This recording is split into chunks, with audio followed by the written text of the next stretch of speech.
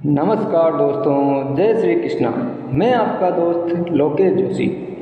मैं इस वीडियो में यह बताने जा रहा हूँ कि क्या कर्ण की मृत्यु के जिम्मेदार क्या श्री कृष्ण थे और क्या जिंदगी में हर समस्या का समाधान नहीं है।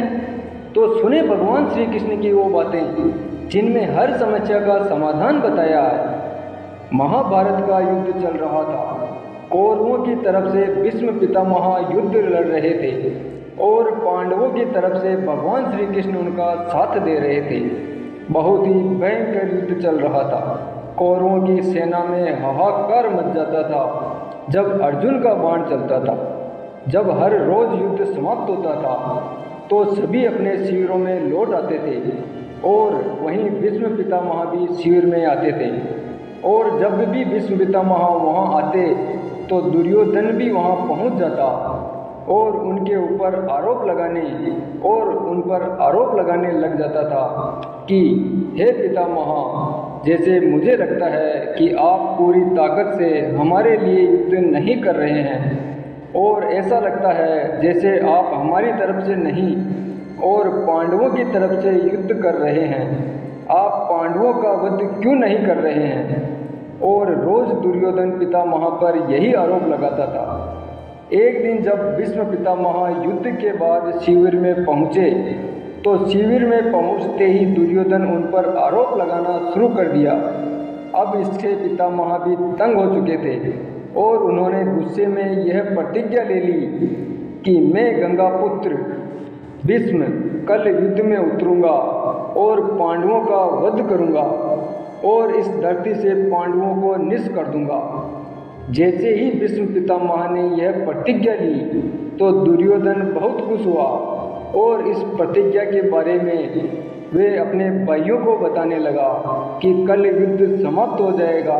कल भीष्म पितामह पांडवों का वध कर देंगे और उनमें से कोई नहीं बचेगा। जब यह बात पांडवों के शिविर तक पहुंची और जब इस बात का पता पांडवों की पत्नी द्रौपदी को चला तो वह बहुत दुखी हुई और अनर्थ होने की आशंका हुई। तो फिर द्रौपदी भगवान श्री कृष्ण के पास पहुंची और उनके पास पहुंचकर उनसे बोली कि हे सखा, हमें बचाइए, मेरे पतियों पर संकट आ गया है क्योंकि भीष्म पितामह ने प्रतिज्ञा ले ली है कि वह कल पांडवों का वध करेंगे। जब द्रौपदी ने यह बात कही तो श्री कृष्ण मुस्कुराए और बोले, क्यों घबराने से क्या होगा। फिर द्रौपदी ने भगवान श्री कृष्ण से कहा कि आपकी वजह से ही तो यह सारा युद्ध हो रहा है ना। फिर भगवान श्री कृष्ण ने द्रौपदी को समझाया कि यह युद्ध मेरी वजह से नहीं हो रहा है बल्कि यह युद्ध हो रहा है हर किसी के गर्व की वजह से। और रही बात समाधान की, तो समाधान तो हर बात का मिलेगा। तुम मेरे हाथ पर राखी बांधती हो ना, तुम्हें मेरे ऊपर विश्वास नहीं है। फिर भगवान श्री कृष्ण ने द्रौपदी को समाधान बताते हुए फिर कहा कि चलो भीष्म पितामह के शिविर में चलते हैं। और भगवान श्री कृष्ण शिविर के बाहर रहे और द्रौपदी को शिविर के अंदर भेजा। जब द्रौपदी शिविर के अंदर गई, जब द्रौपदी उनके शिविर में गई, जब उसने घूंघट ओढ़ रखा था और उसने पितामह से अपने पतियों के लिए उसने अखंड सौभाग्यवती भव का आशीर्वाद मांगा और पितामह ने द्रौपदी को आशीर्वाद दे दिया कि अखंड सौभाग्यवती भव। जब द्रौपदी ने घूंघट हटाया तो उन्होंने द्रौपदी को वहाँ देखा तो वह संकट में पड़ गए और द्रौपदी से कहने लगे कि हे पुत्री, तुमने मुझसे ये क्या अनर्थ करा दिया।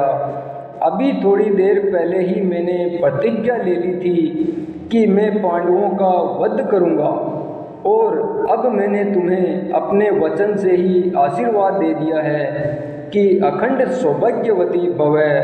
अब मैं तो बड़े ही धर्म संकट में पड़ गया हूँ। यह सब तुमसे किसने कराया, यह तुम तो नहीं कर सकती। फिर द्रौपदी ने कहा, आप सत्य कह रहे हैं पितामह, यह मैंने नहीं किया, यह भगवान श्री कृष्ण ने कराया है। फिर पितामह ने श्री कृष्ण भगवान को अंदर बुलाया और प्रणाम करके बोले कि हे वासुदेव, तुमने मुझसे यह क्या करवा दिया? मेरी ही प्रतिज्ञा को मेरे ही वचन से तुड़वा दिया। अब आप ही इस समस्या का समाधान कीजिए गिरधर। फिर भगवान श्री कृष्ण ने कहा कि हे पितामह, आपको स्वयं पता है कि आपकी समस्या का समाधान क्या है। फिर पितामह ने पांडवों से वचन लिया कि तुमको मेरी बात माननी होगी। फिर पांडवों ने कहा कि ठीक है पितामह। फिर पितामह ने कहा कि इसमें मुझे तुम सबकी सहायता की भी जरूरत पड़ेगी। फिर पितामह ने अर्जुन से कहा कि कल युद्ध भूमि में तुमको मेरा वध करना होगा। ऐसा कहते ही अर्जुन ने कहा कि मैं आपका वध कैसे कर सकता हूँ पितामह। फिर भीष्म पितामह ने कहा कि तुम वचन दे चुके हो कि जो मैं कहूँगा वो करोगे। तुमको मेरी बात माननी ही होगी, इसीलिए तुमको मेरे प्राण लेने ही होंगे और तुमको यह काम करना ही होगा। फिर अर्जुन ने कहा कि ठीक है पितामह, जो आज्ञा, लेकिन मैं आपका वध कैसे कर सकता हूँ, जबकि आपको तो इच्छा मृत्यु का वरदान है। फिर भीष्म पितामह ने कहा तुम सही कह रहे हो।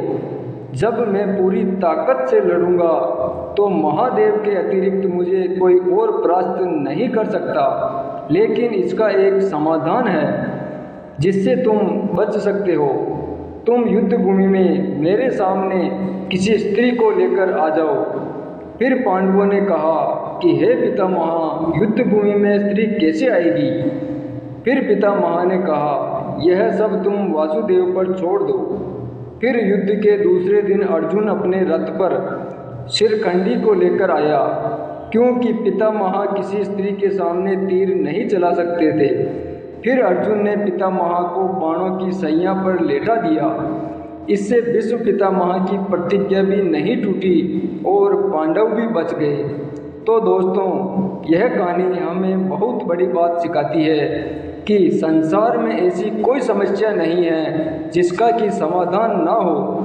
और दूसरी बात यह सिखाती है कि संस्कार जिंदगी में सबसे बड़ी चीज़ है। जैसे पांडवों की पत्नी ने द्रौपदी ने भीष्म पितामह को प्रणाम करती है और वह उसको आशीर्वाद देते हैं, अखंड सौभाग्यवती भव।